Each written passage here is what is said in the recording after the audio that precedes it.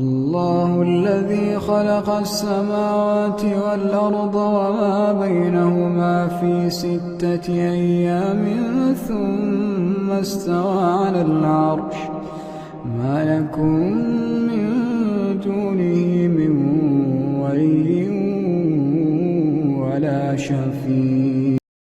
السلام علیکم ورحمۃ اللہ وبرکاتہ۔ امید ہے کہ آپ سب لوگ خیریت سے ہوں گے۔ اللہ تعالی ہم سب کو اپنے حفظ و امان میں خیر و عافیت کے ساتھ رکھیں۔ ہم پڑھ رہے ہیں سورہ البقرہ، ہم آیت نمبر 7 تک پڑھ چکے ہیں۔ آگے پڑھتے ہیں، شروع کرتے ہیں ہم اللہ کا نام لے کر۔ اعوذ باللہ من الشیطان الرجیم، بسم اللہ الرحمن الرحیم۔ وَمِنَ النَّاسِ مَن يَقُولُ آمَنَّا بِاللَّهِ وَبِالْيَوْمِ الْآخِرِ وَمِنَ النَّاسِ مَن يَقُولُ آمَنَّا بِاللَّهِ وَبِالْيَوْمِ الْآخِرِ وَمَا هُم بِمُؤْمِنِينَ يخادعون الله والذين آمنوا وما يخدعون إلا أنفسهم وما يشعرون في قلوبهم مرض فزادهم الله مرضا ولهم عذاب أليم بما كانوا يكذبون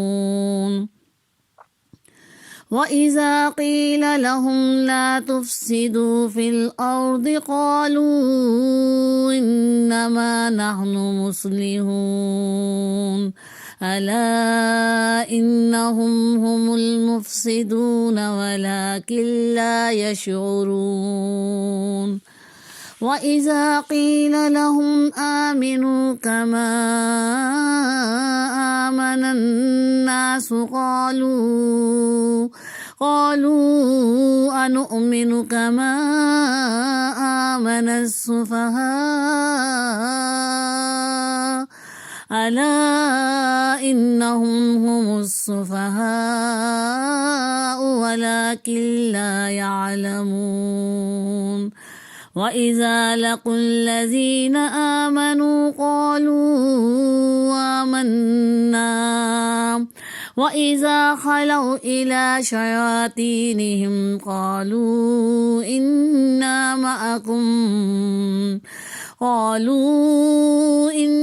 مَعَكُمْ إِنَّمَا نَحْنُ مُسْتَهْزِئُونَ اللہ یستہزئ بہم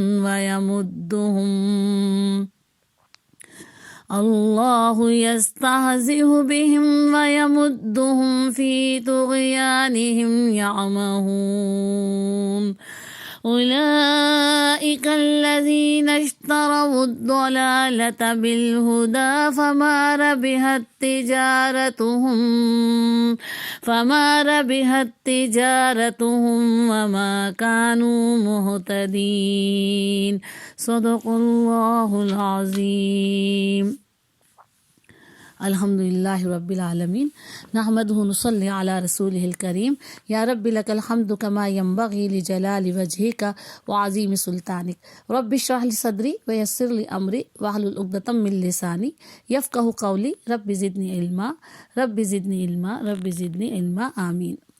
پہلے اس کا ترجمہ پڑھتے ہیں۔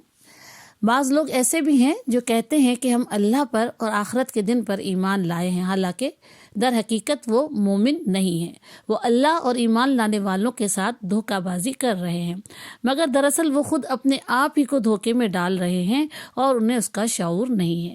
ان کے دلوں میں ایک بیماری ہے جسے اللہ نے اور زیادہ بڑھا دیا ہے، اور جو جھوٹ وہ بولتے ہیں اس کی پاداش میں ان کے لیے دردناک سزا ہے۔ جب کبھی ان سے کہا گیا کہ زمین میں فساد برپا نہ کرو تو انہوں نے یہی کہا کہ ہم تو اصلاح کرنے والے ہیں۔ خبردار، حقیقت میں یہی لوگ مفسد ہیں، مگر انہیں شعور نہیں ہے۔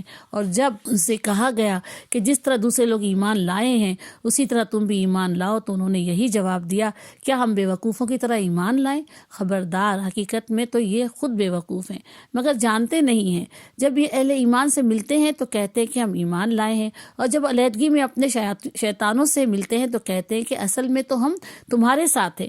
ان لوگوں کے ساتھ ان لوگوں سے تو محض ہم مذاق کر رہے ہیں، اللہ ان سے مذاق کر رہا ہے، ان کی رسی دراز کیے جاتا ہے اور یہ اپنی سرکشی میں اندھوں کی طرح بھٹکتے چلے جا رہے ہیں۔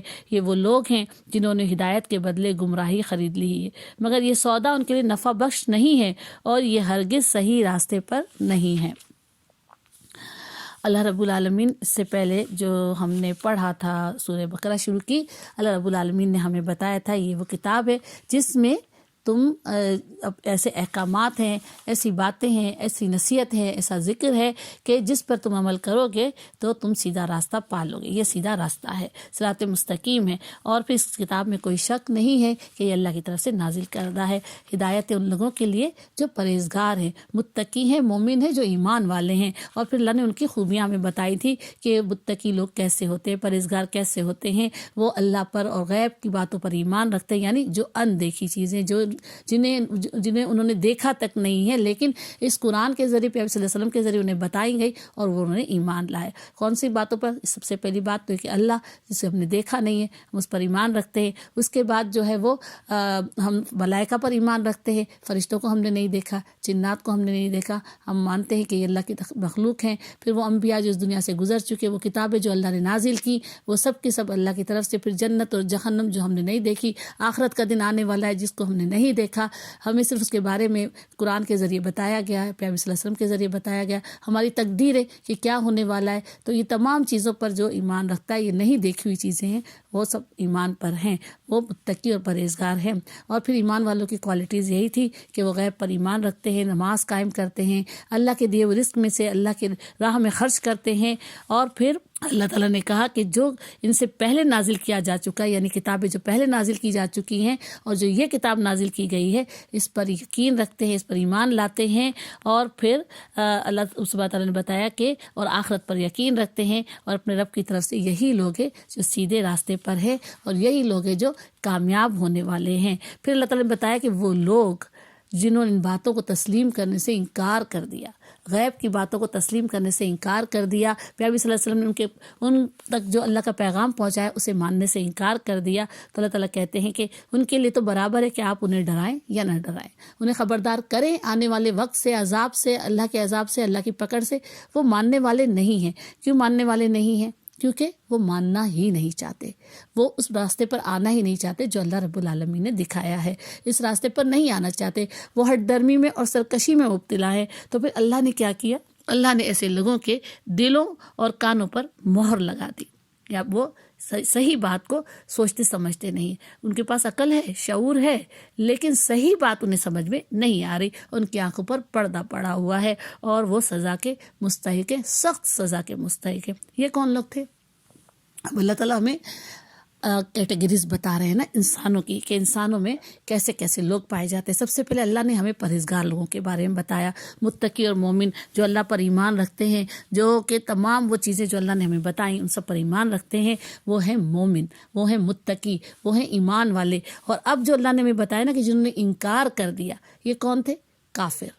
وہ انکار کرتے تھے کس بات کا؟ کہ وہ اللہ کو نہیں مانتے، اللہ کی باتوں کو نہیں مانتے۔ اس میں مشرکین بھی آئے، کافر اور مشرکین دونوں۔ کافر وہ ہیں جو تو بالکل سرے سے انکار کرتے ہیں اللہ کی ذات کا، وہ جب اللہ کو مانتے ہی نہیں تو پھر اللہ کی اور باتوں کو بھی نہیں مانتے۔ اور مشرکین وہ ہیں جو اللہ کو تو مانتے تھے لیکن وہ اپنے بتوں کو چھوڑنے کو تیار نہیں تھے، وہ جو اپنے دوسرے معبود انہوں نے بنا لیے تھے ان کو چھوڑنے کو تیار نہیں تھے۔ تو اللہ تعالیٰ کہتے ہیں کہ اب ان کے دلوں پر اور ان کے کانوں پر اللہ نے مہر لگا دی۔ ایک لمبے عرصے تک جب پیغمبر صلی اللہ علیہ وسلم ان کے درمیان تبلیغ کرتے رہے، صرف پیغمبر صلی اللہ علیہ وسلم نے، اس سے پہلے کے جو انبیاء تھے وہ بھی، حضرت نوح علیہ السلام تو ان کی عمر 950 سال تقریباً بتائی جاتی ہے۔ تو اتنی لمبی عمر، جبکہ ان کو 50 سال کی عمر میں یا کچھ اس کے قریب ہی ان کو نبوت عطا کی گئی تھی، 40 سے 50 سال کی عمر میں نبوت عطا کی گئی تھی۔ تو وہ اتنی لمبی عمر تک اپنی قوم کو نصیحت اور واعظ کرتے رہے، تبلیغ کرتے رہے۔ کتنے لوگ ایمان لائے تھے؟ جو بتایا جاتا قریب کوئی 80 82 83 کچھ اتنے ہی لوگ تھے جو ایمان لائے تھے اتنے لمبے عرصے میں۔ تو جب وہ لوگ ایمان نہیں لائے، جب انہوں نے نہیں مانا، جب انہوں نے شرک نہیں چھوڑا، انہوں نے کفر نہیں چھوڑا، تو پھر اللہ نے کیا کیا تھا؟ ان کے دلوں اور کانوں پر مہر لگا دی، ان کی آنکھوں پر پردہ پڑ گیا، سب کچھ دیکھتے جانتے بوجھتے ہوئے بھی وہ ماننے کو تیار نہیں تھے۔ یہی رویہ پیغمبر صلی اللہ علیہ وسلم کے ساتھ مکہ کے لوگوں نے بھی رکھا تھا۔ وہاں پر کافر اور مشرک دونوں آباد تھے، اور کافر جو تھے وہ تو ماننے کو سرے سے تیار ہی نہیں تھے کہ اللہ ہے. اور وہ لوگ جو مشرک تھے، مشرکین مکہ جو تھے، وہ اللہ کے ساتھ ساتھ اپنے بتوں کی پرستش کرتے تھے. خانہ کعبہ کے اندر اور باہر کم و بیش 360 بت رکھے ہوئے تھے، اور وہ ان کی پرستش بھی کرتے تھے، ان کی عبادت بھی کرتے تھے. جیسے اللہ کی راہ میں قربانی کرتے تھے، اس سے کہیں بڑھ کر وہ اپنے بتوں پر قربانیوں اور بھینٹیں چڑھایا کرتے تھے. جیسے اللہ کی راہ میں صدقہ اور خیرات کرتے تھے، اس سے کہیں بڑھ کر وہ اپنے بتوں پر نظر نیاز چڑھایا کرتے تھے، ان کے ناموں پر صدقہ کیا کرتے تھے. وہ ساری چیزیں جو ایک دین ابراہیمی وہاں تھا، کیونکہ حضرت اسماعیل علیہ السلام کی اولاد میں سے تھے نا مکہ کے رہنے والے. مکہ میں رہنے والا جو قریش قبیلہ تھا، بنو ہاشم قبیلے تھے، یہ قبیلے حضرت اسماعیل علیہ السلام کی اولاد میں سے تھے. دوسرے اور قبیلے بھی وہاں آ کر آباد ہو گئے تھے، لیکن یہاں اس جگہ کو بیسیکلی حضرت اسماعیل علیہ السلام کے ذریعے اللہ نے بسایا تھا. اور پھر دوسرے آس پاس کے قبیلے بھی وہاں آ کر رہنے لگے تھے. حضرت اسماعیل علیہ السلام کی اولاد میں سے بھی کچھ یہاں آباد تھے اور کچھ یہاں سے جا بھی چکے تھے، لیکن ان کے پاس حضرت ابراہیم علیہ السلام، اسماعیل علیہ السلام کا وہی دین جو اللہ نے انہیں عطا کیا تھا وہ موجود تھا، لیکن انہوں نے بھی اس میں تبدیلیاں کی اور شرک پیدا کر لیا.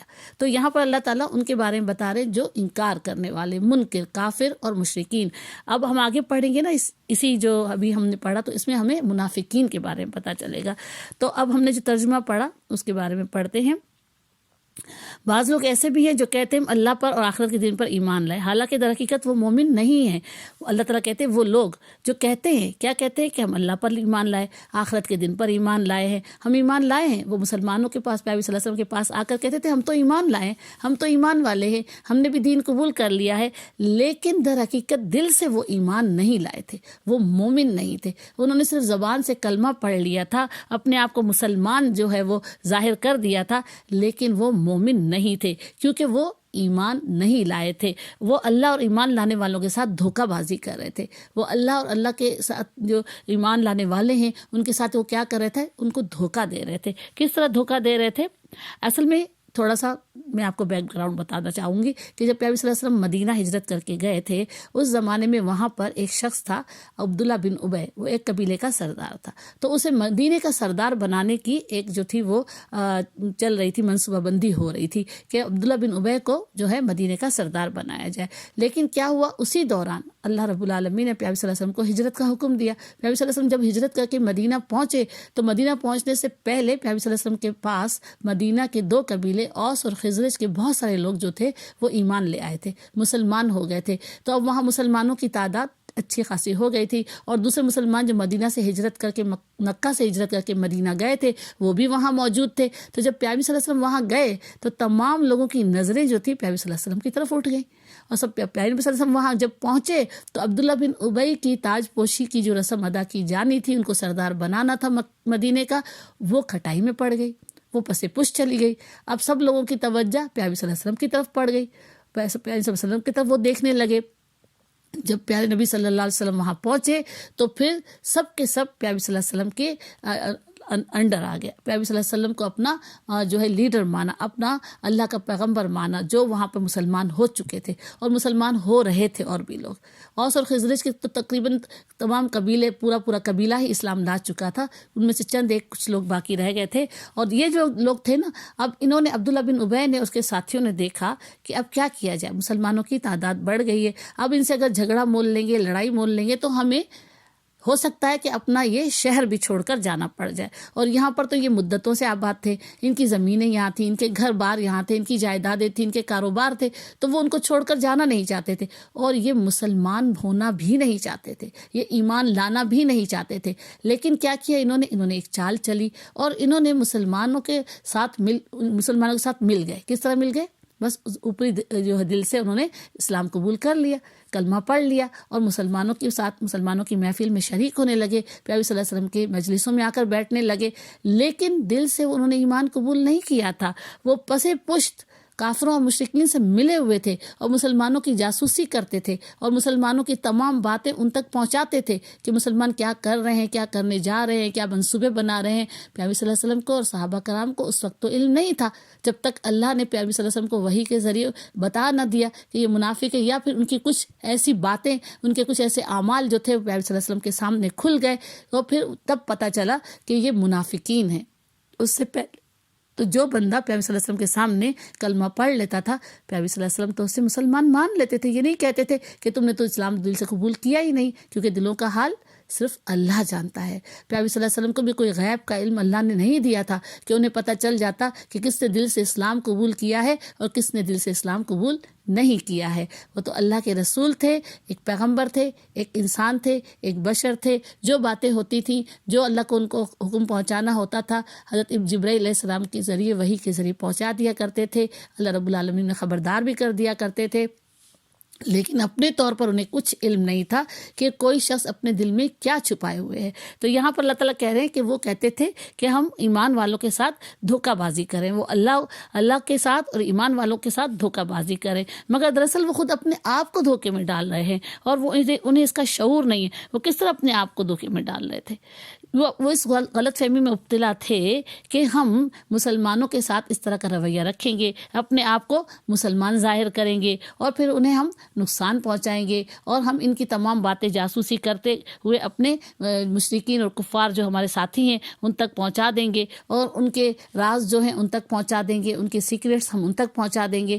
لیکن انہیں یہ علم نہیں تھا کہ اس کی سزا ان کو کیا ملنے والی ہے، کیا ملنے والی ہے. دراصل وہ خود دھوکے میں پڑے ہوئے تھے. وہ اس تمام کام کر کے کوئی نیکی نہیں کما رہے تھے، کوئی اجر نہیں کما رہے تھے. اگر انہوں نے، کیونکہ منافق جو ہے وہ مشرک اور کافر سے بھی زیادہ جو ہے وہ نقصان پہنچانے والا ہے، کیونکہ مشرک اور کافر جو تھا وہ تو سامنے ظاہر تھا، وہ تو ایمان لا نہیں رہا تھا، وہ دشمن ظاہری دشمن تھا، پتہ تھا یہ ہمارے دشمن ہے. لیکن منافق چھپا ہوا دشمن تھا. وہ ایک مسلمان کے بھیس میں وہ کافر تھا، وہ مشرک تھا، لیکن چونکہ اس نے اسلام قبول کر لیا، کلمہ پڑھ لیا، تو پیارے صلی اللہ علیہ وسلم اور صحابہ کرام انہیں مسلمان سمجھنے لگے. اور پھر ان سے وہ اپنی باتیں نہیں چھپایا کرتے تھے. وہ تو مسلمانوں کی مجلس میں آ کر بیٹھا بھی کرتے تھے، نماز بھی پڑھتے تھے، سب کچھ کرتے تھے، لیکن دل سے اسلام قبول نہیں کیا تھا. اس طرح سے انہوں نے اپنے آپ کو دھوکے میں ڈال رکھا تھا، کیونکہ اس کی سزا تو ان کو ہی ملنے والی تھی. پیغمبر صلی اللہ علیہ وسلم کو اور صحابہ کرام کو تو ان کے اس منافقانہ روش کی سزا نہیں ملنی تھی نا. سزا کس کو ملے گی؟ سزا اسی کو ملے گی جس نے منافقت اختیار کی، جس نے مسلمانوں کو پیغمبر صلی اللہ علیہ وسلم کو دھوکہ دیا، جس نے پیغمبر صلی اللہ علیہ وسلم کو مسلمانوں کو نقصان پہنچانے کی کوششیں کی، تکلیفیں پہنچائیں. ہم پورا قرآن پڑھتے جائیں گے نا، جیسے سے آگے پڑھتے جائیں گے تو ہمیں پتہ چلتا جائے گا کہ منافقوں نے کتنی تکلیفیں پہنچائی.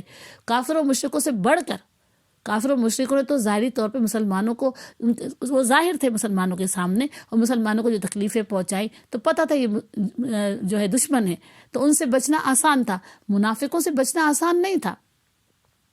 کوئی اپنے دل میں ہمارے خلاف کوئی غلط بات چھپائے ہوئے ہو، ہمیں نقصان پہنچانے کی کوشش کرے، لیکن اوپر سے وہ ہم سے اپنی محبت کا اظہار کر رہا ہے، تو ہم کیسے جان سکتے کہ اس کے دل میں کیا ہے، وہ ہمیں کیا نقصان پہنچانا چاہتا ہے؟ دلوں کا حال تو اللہ کے علاوہ کسی کو علم نہیں نا. اسی لیے ہمیں کسی کے متعلق بدگمانی بھی نہیں کرنی چاہیے نا، کہ اس کے دل میں یہ ہے، اس نے میرے متعلق یہ سوچا ہوگا، اس نے یہ کیا ہوگا. بدگمانی نہیں کرنی چاہیے، کیونکہ ہمیں کسی کے دل کا حال نہیں پتہ ہوتا ہے. ہاں، ہمیں چوکنا ضرور رہنا ہوتا ہے کہ اگر کسی شخص سے ہمیں اندیشہ ہو کہ یہ ہمیں نقصان پہنچا سکتا ہے یا پہنچائے گا، تو پھر ہمیں چوکنا رہنا ہوتا ہے، اپنی حفاظت کی تدابیر کرنی ہوتی ہیں، لیکن بدگمانی نہیں کرنی ہوتی ہے. تو اللہ رب العالمین کہہ رہے ہیں کہ وہ تو اپنے آپ کو دھوکے میں ڈال رہے ہیں اور انہیں اس کا شعور نہیں ہے. وہ اس بات کو سمجھ نہیں رہے، عقل مندی اختیار نہیں کر رہے ہیں، کیونکہ وہ اللہ پر اور روز آخرت پر ایمان نہیں رکھتے. تو انہیں یہ محسوس نہیں ہو رہا کہ ہمیں ہمارے ان اعمال کی کوئی سزا مل سکتی ہے. وہ اپنے آپ کو اس سزا سے جو ہے وہ اس کا مستحق نہیں قرار دے رہے، کیونکہ روز آخرت پر ایمان نہیں رکھتے کہ ہمیں ایک دن ایسا آئے گا جب اللہ کے سامنے حاضر ہوں گے، جب ہمیں اپنے اعمالوں کی سزا ملے گی یا ہمیں اپنے نیک اعمالوں کی جزا ملے گی. تو پھر اللہ تعالیٰ کہتے انہیں شعور نہیں ہے، وہ عقل نہیں رکھتے، وہ سمجھ نہیں رکھتے، اس لیے انہوں نے منافقانہ روش اختیار کر رکھی ہے. ان کے دلوں میں ایک بیماری ہے جسے اللہ نے اور زیادہ بڑھا دیا ہے، جو جھوٹ وہ بولتے ہیں اس کی پاداش میں ہم ان کے لیے دردناک سزا ہے. اللہ تعالیٰ کہہ رہے ہیں ان کے دلوں میں ایک بیماری ہے. وہ بیماری کیا تھی؟ منافقت کی بیماری. منافقت کی بیماری تھی، اور اللہ کہتے ہیں میں نے تو اسے اور بڑھا دیا ہے، کیونکہ وہ چھوڑنے کو تیار نہیں تھے، وہ سمجھنے کو تیار نہیں تھے. جب کوئی شخص جانتے بوجھتے غلط راہ اختیار کرے گا، جبکہ سامنے اس کے واضح ہے صحیح راستہ بھی اور غلط راستہ بھی، دونوں راستے واضح ہیں، تو اگر جانتے بوجھتے غلط راستہ اختیار کرے گا تو پھر اللہ تعالیٰ اسے صحیح راستے پر نہیں لاتے. اللہ تعالیٰ نے تو ہمیں خود یہ دے دیا ہے نا، اختیار دے دیا ہے نا کہ یہ صحیح راستہ ہے، یہ غلط راستہ ہے، جو چاہے تم منتخب کر لو اپنے لیے۔ جو سیدھے راستے پر قدم رکھے گا، دل جمعی کے ساتھ اس پر چلے گا، اللہ اسے اس کی منزل مقصود تک پہنچنے میں مدد فرمائیں گے، آسانی فرمائیں گے۔ جو غلط راستے پر قدم رکھے گا، اس پر جمع رہے گا، تو اللہ اسے بھی وہاں پر بھی آسانی دے دیں گے، وہ کہیں گے اب تم جمے رہو اس راستے پہ، کیونکہ انتخاب تو تمہارا تھا۔ اللہ زبردستی کسی کے ساتھ نہیں کرتے۔ اللہ نے قرآن نازل کیا، پیغمبروں کو بھیجا، پیغمبروں کے ذریعے ہم تک قرآن پہنچایا، پیغمبر صلی اللہ علیہ وسلم کے ذریعے یہ پیغام ہم تک پہنچا، تو پھر ہمارا فرض ہے کہ ہم اسے پڑھیں، اسے سمجھیں اور صحیح راستے کو اختیار کریں۔ اللہ تعالیٰ کہتے ہیں کہ ان کے لیے دردناک سزا ہے، کس بات کے لیے؟ کہ وہ جھوٹ بولتے ہیں۔ کیا جھوٹ بولتے ہیں؟ ہم مومن ہیں، ہم مسلمان ہیں، ہم نے اسلام قبول کر لیا، در حقیقت ان کے دل ایمان سے خالی، ان کے دلوں میں منافقت تھی۔ جب کبھی ان سے کہا گیا زمین میں فساد برپا نہ کرو، تو انہوں نے یہی کہا ہم تو اصلاح کرنے والے ہیں۔ خبردار، حقیقت میں یہی لوگ مفسد ہیں، مگر انہیں شعور نہیں ہے۔ یہ جو مسلمانوں کی باتیں دوسروں تک پہنچاتے تھے، کافر و مشرکین تک پہنچاتے تھے، اور پھر جب ان سے کہا جاتا تھا کہ تم اس طرح کے کام مت کرو، ادھر کی بات ادھر مت کرو، اس طرح سے فساد پھیلتا ہے، اس طرح سے جو ہے وہ مدینے میں رہتے ہوئے بھی مسلمانوں کے خلاف پروپیگنڈا کرتے تھے۔ جب مسلمانوں کو، پیغمبر صلی اللہ علیہ وسلم کو ان باتوں کا علم ہوا، تو ان سے کہا گیا کہ تم ایسا مت کرو، تم کیوں فساد پھیلاتے ہو زمین میں، کیوں دشمنیاں ڈالتے ہو، کیوں لوگوں کو آپس میں لڑاتے ہو، کیوں جو ہے غلط باتیں پھیلاتے ہو۔ تو انہوں نے کیا کہا؟ نہیں، ہم تو اصلاح کرنے والے ہیں، ہم تو کیا ہے آپس میں جو ہے ان کو ملانے والے ہیں، ان کے جو اختلافات ہیں ان کو دور کرنے والے ہیں، ہم تو ان کے درمیان ایک اس طرح کا کردار ادا کریں جو کہ اصلاح کرنے والے کا کردار ہوتا ہے، جو کہ آپس میں صلح کرانے والے کا کردار ہوتا ہے۔ ہم تو وہ کر رہے ہیں، ہم تو اصلاح کرنے والے ہیں، ہم تو فساد پھیلانے والے نہیں ہیں۔ لیکن دراصل اللہ تعالیٰ کہتے ہیں خبردار رہو، اللہ تعالیٰ مسلمانوں کو، پیغمبر صلی اللہ علیہ وسلم کو خبردار کریں، خبردار رہو، حقیقت میں یہی لوگ مفسد ہیں، یہی فساد پھیلانے والے، مگر انہیں اس کا شعور نہیں ہے، شعور نہیں ہے۔ اللہ نے عقل دی تھی، شعور دیا تھا، لیکن استعمال نہیں کر رہے تھے۔ بالکل اسی طرح سے جیسے آج ہم مسلمان اپنے عقل اور شعور کا استعمال نہیں کر رہے ہیں۔ کس طرح سے؟ قرآن ہمارے پاس موجود ہے، پیغمبر صلی اللہ علیہ وسلم کی تعلیمات موجود ہیں، ہم اپنے عقل اور شعور کو استعمال کرتے ہوئے اس راستے پر نہیں چل رہے ہیں، ہم نے اس راستے کو چھوڑ دیا ہے، ہم نے اللہ کی تعلیمات کو چھوڑ دیا ہے، ہم اپنی من مانی کر رہے ہیں۔ ہم الحمدللہ کلمہ گو مسلمان ہیں، مسلمان گھروں میں پیدا ہوئے ہیں، ہمیں اسلام قبول کرنے کے لیے، اسلام حاصل کرنے کے لیے کوئی دوڑ دھوپ نہیں کرنی پڑی ہے، ہمیں تو بس اتنا کہا گیا ہے کہ اس پر عمل کر لو، اللہ کی فرما برداری اختیار کر لو، پیغمبر صلی اللہ علیہ وسلم کی اطاعت اختیار کر لو۔ ہم مسلمان اس قرآن کے آئینے میں اپنے آپ کو جانچیں گے، اپنے آپ کو دیکھیں گے، اپنا محاسبہ خود کریں گے۔ کوئی اور کسی پر، ایک دوسرے پر انگلی نہیں اٹھائے گا، بلکہ ہمیں اس قرآن کی روشنی میں اپنا محاسبہ خود کرنا ہے، اپنا حساب کتاب خود کرنا ہے کہ ہم کیا ہیں۔ تو اللہ تعالیٰ کہتے ہیں انہیں اس کا شعور نہیں ہے۔ اور جب ان سے کہا گیا جس طرح دوسرے لوگ ایمان لائیں تو اسی طرح تم بھی ایمان لاؤ، تو انہوں نے کیا کہا؟ کیا ہم بے وقوفوں کی طرح ایمان لائیں؟ وہ مسلمانوں کو بے وقوف سمجھتے تھے کہ مسلمان بے وقوف ہے۔ کیوں بے وقوف ہے؟ کیونکہ وہ صرف ایک اللہ کو مان کر، پیغمبر صلی اللہ علیہ وسلم کی ایک شخص کی بات مان کر اپنے آپ کو تکلیفوں اور مصیبتوں میں ڈال رہے ہیں۔ کیونکہ جو لوگ ایمان قبول کرتے تھے مکہ میں، جو بھی اسلام قبول کرتا تھا، ہم نے سیرت نبی صلی اللہ علیہ وسلم میں پڑھ رہے ہیں کہ ان کے ساتھ کیا کیا جاتا تھا۔ اور اگر جو میرے ساتھ سیرت النبی صلی اللہ علیہ وسلم کے پروگرام میں نہیں بھی ہیں، لیکن ہم سب جنہوں نے اسلامیات پڑھی ہے، جو ہم مسلمان ملک میں رہتے ہیں، تو ہم نے اسلامیات پڑھی، اس میں ہم نے تھوڑے بہت یہ واقعات پڑھے ہی ہیں اپنے کورسز میں کہ اس وقت مسلمانوں کے ساتھ کیا کیا جاتا تھا، کیسی کیسی تکلیفوں اور اذیتوں سے انہیں گزارا جاتا تھا، کیا ان کے ساتھ سلوک کیا جاتا تھا۔ یہاں تک کہ 3 سال تک پیغمبر صلی اللہ علیہ وسلم اور ان کے خاندان اور مسلمانوں کے ساتھ انہوں نے جو کیا کیا تھا، ان کے ساتھ قطع تعلق کر لیا تھا۔ پیغمبر صلی اللہ علیہ وسلم کو اپنے خاندان کے ساتھ، مسلمانوں کے ساتھ ایک گھاٹی شعیب ابی طالب کی گھاٹی، وہاں پر پناہ لینی پڑی تھی۔ وہاں مسلمان بھوک سے روتے تھے، بلکتے تھے، بچے بھوک سے بلکتے تھے، کچھ لوگ تھے جو چوری چھپے جا کر انہیں کچھ نہ کچھ دے آتے تھے۔ 3 سالوں تک وہ 3 سال کس طرح سے گزارے گئے تھے، ہمیں اس کا احساس نہیں ہے۔ تو وہ کہتے تھے کیا ہم بے وقوف ہیں کہ ایمان لے آئیں اور پھر یہ کافر و مشرک ہمارے ساتھ سختیاں کریں، ہمیں اپنے ظلم، ہم اپنا جو ہمارے پر ظلم کریں، ہم ان کے مظالم سہیں؟ ایسے بے وقوف تو ہم نہیں ہیں، یہ ایمان والے ہی بے وقوف ہیں جو صرف ایک شخص کی بات مانتے ہوئے اپنے اوپر یہ ظلم اور تشدد برداشت کر رہے ہیں۔ خبردار، حقیقت میں تو یہ خود بے وقوف ہیں، مگر یہ جانتے نہیں۔ اللہ تعالیٰ کہتے ہیں بے وقوف تو یہ خود ہے، یہ جانتے نہیں ہیں۔ کیوں بے وقوف ہیں؟ کیونکہ انہیں اپنی آخرت کی فکر نہیں ہے، انہیں اپنی آخرت کی فکر نہیں ہے، اس لیے یہ بے وقوف ہے۔ یہ صرف اس وقت دنیا کی چکا چوند دیکھ رہے ہیں، دنیا میں اپنے سرداروں کی بات مان رہے ہیں، اپنے بڑوں کی بات مانتے ہوئے ان کے پیچھے چل رہے ہیں۔ یہ پیارے نبی حضرت محمد مصطفیٰ صلی اللہ علیہ وسلم کی اللہ کی بات نہیں مان رہے۔ وہ بات جو پیارے صلی اللہ علیہ وسلم تک پہنچا رہے، وہ پیغام جو اللہ کا پیارے صلی اللہ علیہ وسلم تک پہنچا رہے، یہ اس کو نہیں مان رہے ہیں۔ بے وقوف تو یہ ہیں، ایمان لانے والے بے وقوف نہیں ہیں۔ اللہ تعالیٰ کہہ رہے خبردار رہو، یہی بے وقوف ہیں۔ جب یہ اہل ایمان سے ملتے ہیں تو کہتے ہیں کہ ہم ایمان لائے۔ منافقت، یہ منافق تھے، جب اہل ایمان سے ملتے تھے تو کہتے تھے ہم تو ایمان لائیں، اور جب علیحدگی میں اپنے شیطانوں سے ملتے تھے تو کہتے تھے کہ اصل میں تو ہم تمہارے ساتھ ہیں، ان لوگوں سے محض مذاق کر رہے ہیں۔ کون شیطان؟ یہاں پر شیطان کہا گیا ہے ان مشرکین اور کفار کے سرداروں کو جو کہ خود ایمان نہیں لائے تھے اور اپنے برادری کے لوگوں کو، اپنی قوم کے لوگوں کو بھی ایمان لانے سے منع کرتے تھے۔ تو یہ منافق جو مدینے میں موجود تھے، یہ ان کے ساتھ ملے ہوئے تھے، مسلمانوں کی خیر خبر ان تک پہنچاتے رہتے تھے، مسلمانوں کے جو بھی بات ان کے کانوں پہ پہنچتی تھی وہ ان تک پہنچا دیتے تھے۔ تو وہ جب ان سے ملتے تھے تو وہ ان سے کہتے تھے تم تو ایمان لے آئے ہو، یعنی وہ مشرکین مکہ اور کفار جو تھے وہ ان سے، منافقین سے کہتے تھے تم تو ایمان لے آئے ہو، تم تو کلمہ پڑھ چکے ہو، تم تو محمد صلی اللہ علیہ وسلم کے ساتھ ہو۔